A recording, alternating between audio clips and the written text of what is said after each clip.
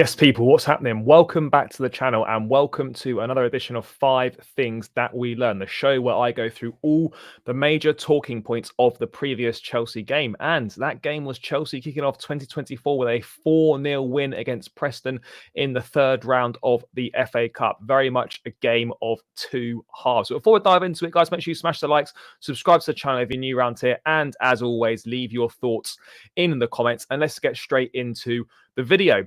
And obviously, as I said, a game of two halves. First half, absolutely diabolical. Second half, we stepped it up and the quality showed. And once we got that first goal, we could have easily had 6 or 7 come the end of it. But the first point I wanted to get into was Malo Gusto. And, you know, myself and many others have been critical of the sporting directors, have been critical of the recruitment, perhaps not the right type of recruitment, haven't recruited the right kind of players. But we also have to give credit where it's due. And yes, you know, plaudits will go to Cole Palmer and the likes. But Malo Gusto, for me, I said it at the time when we signed him, this will be the most important signing of the Clear Lake era. You know, finding that backup for Reece James, finding someone that can be a backup but can also virtually be a first choice player as well, given Reece's injury problems. And he's just been absolutely superb. He's versatile. He has an impact on the game. He's a wonderful footballer, gets forward well, he assists, he's intelligent. And he's still very, very young. And the biggest compliment we can give him, people, is that, yes, obviously we do miss Reece James, you know, and we're a better team when Reece is at the top of his game and playing well. But the impact of having Reece James out is nowhere near as big, and at times isn't noticed because of Malo Gusto and just how amazing he has been for us. You know, little stat here on Gusto. He is no Chelsea player has assisted more goals across all competitions at Stamford Bridge this season than Malo Gusto. So 4 assists at the Bridge in all comps. And, you know, I think when we signed him, you know, obviously we agreed to deal with Leon, you know, last January for him to come in the summer just gone. And it was an exceptional piece of business. I don't think we paid an awful lot of money for him. He's got so much potential, so much room for improvement. He bombs up and down the pitch. You know, he's wasted on the left-hand side. He's an absolute baller on the right. And we're just lucky that we've been able to sign a top player and someone that is going to be one of Europe's most exciting fullbacks, certainly over the next 5 to 10 years. He's a breath of fresh air. And people are quick to slate our failures, but no one mentions what a bargain Malo Gusto has been.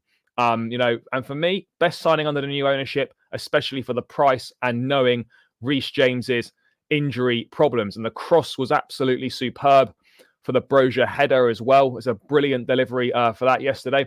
I just love him. He just gets it. He seems to understand the club. He's a top player.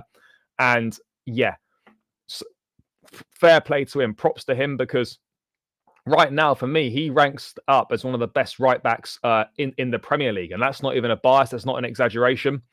And, you know, people like to say, you know, oh, it's Reece James or it's Gusto. No, it's Reece James and Gusto. Both are going to be so important to Chelsea and the future going forward. So I just wanted to sort of, you know, big up Malo Gusto. Fair play to the recruitment team for getting that one done.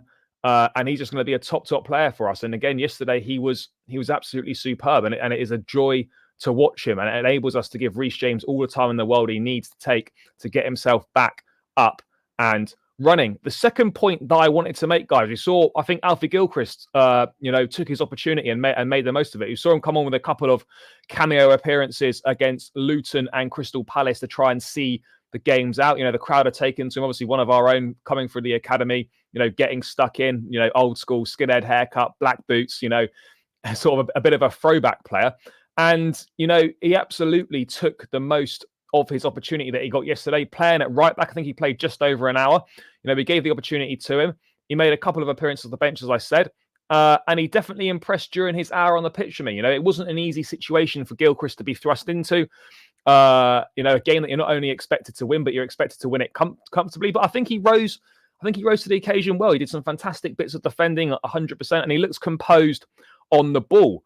And you have to say that right now, you know, he's certainly on this small body of evidence we've got. He looks like another player from Cobham who could absolutely go on to have a very good career in the game. You know, John Terry at one of his charity events spoke about Gilchrist being one of the ones that he's most excited about in the academy. And, the next step for Gilchrist would probably to go on loan somewhere, whether it's to a Premier League team or a Championship team or whatever it may be, to go and play regular football week in, week out. But I think he's absolutely got the attributes at some point down the line to be a part of the Chelsea first team and play on a regular basis, but it's all about taking the opportunities when you get given them. And I think Gilchrist absolutely made the most of his on the pitch yesterday. And talking to someone just starting out their career, my third point is someone that's, very much nearing the end of their career, Thiago Silva, and how reliant Chelsea still are on him and his experience. Obviously started on the bench yesterday. He came on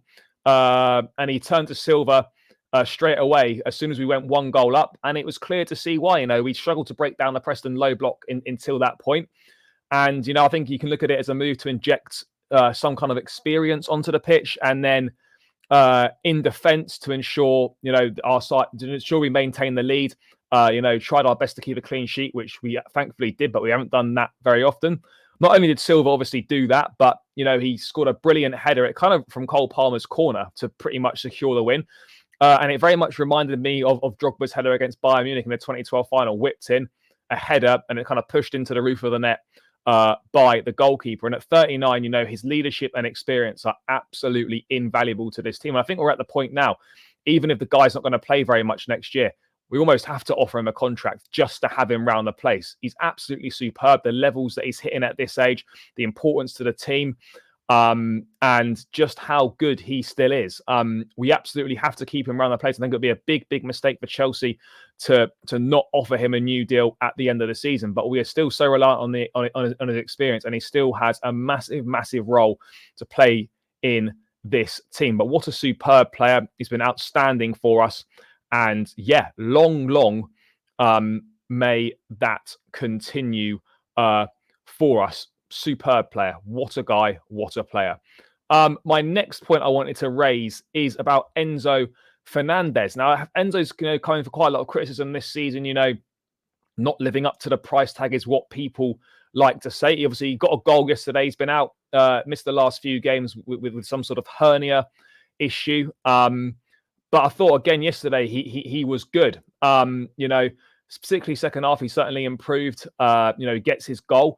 I think where Enzo really struggles, and it makes people think that he's ineffective and not doing it for this Chelsea team, is that what he likes to do is pick up the ball, dictate the play from deep. You see those balls over the top that he plays. You've seen him get some great assists, for Chelsea during his time at the club with that sort of delicate passing, that fantastic passing range from deep.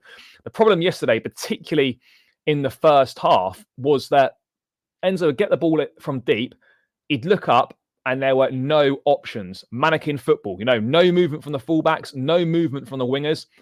Centre forward not dropping deep between the lines to receive the ball. There was nothing on. Every time he got it, there was nothing on. So it meant he had to pass it sideways or backwards. And that's really difficult. Enzo's very, very good, but he's not a magician. He can't just pull something out of nothing when there's nothing ahead of him to hit or anything like that. Yes, it's frustrating with a few of his balls over the top were overhit, but we had to just try and make something happen because there was literally zero movement ahead of him. I think this is a part of the reason why Enzo has looked ineffective in a number of games. It's not because he's crap. It's not because, the team's not set up to get the best out of him. You could potentially argue that in some cases, but the biggest problem is he's got no options, no runners from fullback, no runners from wing, no nothing. So when you get the ball in those deep positions like that, he likes to pick it up and he likes to occupy, and he gets his head up and he sees nothing ahead of him. What can he do? And it's very frustrating as a fan. It's gone sideways, it's gone backwards. But like when you actually engage your brain and you think, well, he's looked up, he's trying to play, some sort of pass that's going to make a difference or a forward-thinking pass, but he's got no options, zero options there. So yeah, that is frustrating. I